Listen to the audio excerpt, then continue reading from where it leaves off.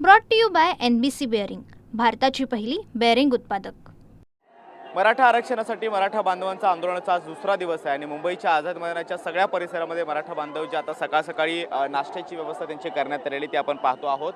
कालपासून वेगवेगळ्या आरोप होत आहेत की आमची राहण्याची आणि उत्तम नाश्त्याची किंवा जेवणाचं साहित्य सुद्धा आम्हाला मिळत नाही आणि आता या सगळ्या मराठा बांधवांसाठी वेगवेगळ्या सामाजिक संस्था समाजसेवकांच्या माध्यमातून नाश्ता त्याचबरोबर अन्नपाण्याची व्यवस्था करण्याचे प्रयत्न सुरू झालेले आहेत। त्याचबरोबर संपूर्ण मुंबईकरांना वेगवेगळ्या समाजाच्या पातळीतील लोकांना सुद्धा आवाहन करण्यात आले की त्यांनी पुढे यावं आणि या सगळ्या मराठा बांधवांची खाण्यापिण्याची सोय करावी। आपण पाहतोय एक टेम्पो या ठिकाणी दिव्यावरून आलेला आहे आणि त्या टेम्पोमधून या सगळ्या बांधवांना पोहे वाटले जात आहेत, पोहे दिले जात आहेत। सकाळच्या नाश्त्याची उत्तम व्यवस्था व्हावी आणि भर पावसामध्ये या सगळ्या मराठा बांधवांची गैरसोय होऊ नये यासाठी सुद्धा हे सगळे प्रयत्न केले जात आहेत। खरं तर हे विशेष आहे कारण ज्या टेम्पोमधून हे पोहे आलेले आहेत ते स्वतः OBC बांधव आहेत आणि त्यांच्या माध्यमातून या मराठा बांधवांची गैरसोय होऊ नये ही भावना व्यक्त केली जाते।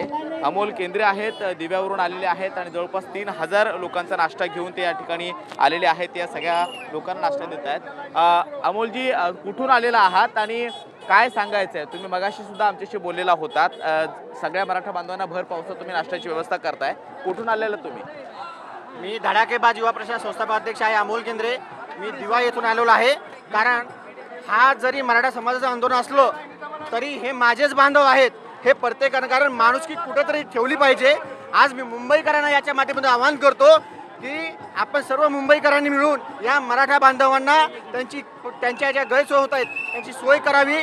आपले जे सामाजिक संस्था असतील, मंडळ असतील, त्यांनी कुठेतरी पुढाकार घ्यायला पाहिजे आणि या बांधवांच्या पाठीमागे खंबीरपणे उभं राहायला पाहिजे। तुम्ही स्वतः म्हणताय की मी स्वतः OBC आहे, मात्र तरी सुद्धा मराठा बांधवांसाठी माणुसकीच्या नात्याने या ठिकाणी आलेलो आहोत। काय भावना आहे त्या मागची? कारण राज्यामध्ये जे काही सुरू आहे त्याच्या फक्त वेगळं चित्र आम्हाला इथे पाहायला मिळतं। राज्यामध्ये पहिली तर गोष्ट आहे, हा जातीभेद पहिला संपला पाहिजे। कारण आज कोरोनाची ज्यावेळेस परिस्थिती आली त्यावेळेस आपण सगळे एकच होतो। आज आपल्या घराला घर खेटून मराठा बांधवांचं घर आहे, बौद्ध बांधवांचं घर आहे, मग आताच हा अट्टहास का? कुठेतरी राजकीय लोक षडयंत्र रचत आहेत, याच्यामध्ये आपण कोणीही दुजाभाव करू नये। आपण सर्व, जर मराठा असू द्या, बौद्ध असो किंवा OBC असो, आपण सर्वजण भाऊ भाऊ आहोत आणि भाऊ भाऊ नच राहायचं।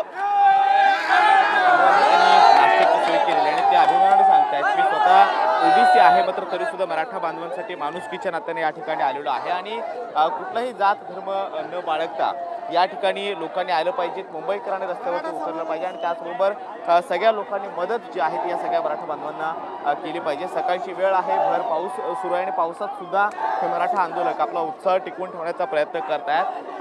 हलगीच्या तालावरती नाचताना पाहायला मिळतात आणि घोषणा सुद्धा आता पुन्हा एकदा या छत्रपती शिवाजी महाराज टर्मिनसच्या समोर आणि BMC मुख्यालयाच्या समोर दुमदुमू लागलेले आहेत।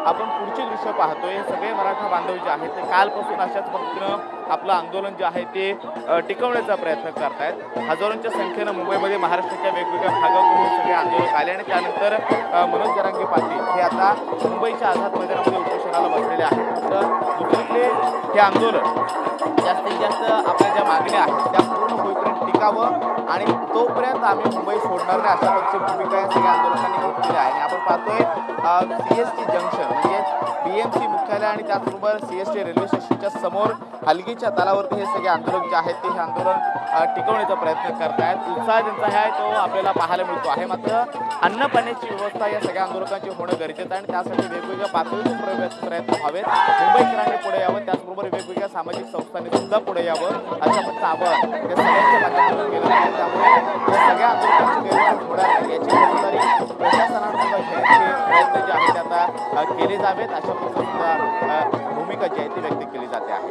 कॅमेरामन गणेश राठोसोबत मी कृष्णा सोळावडकर, TV9 मराठी।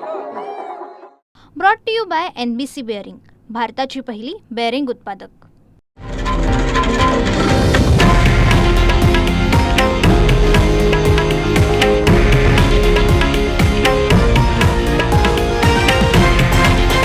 हे आहे देशातील नंबर 1 न्यूज नेटवर्क आणि आपण पाहत आहात TV9 मराठी, एकमेव।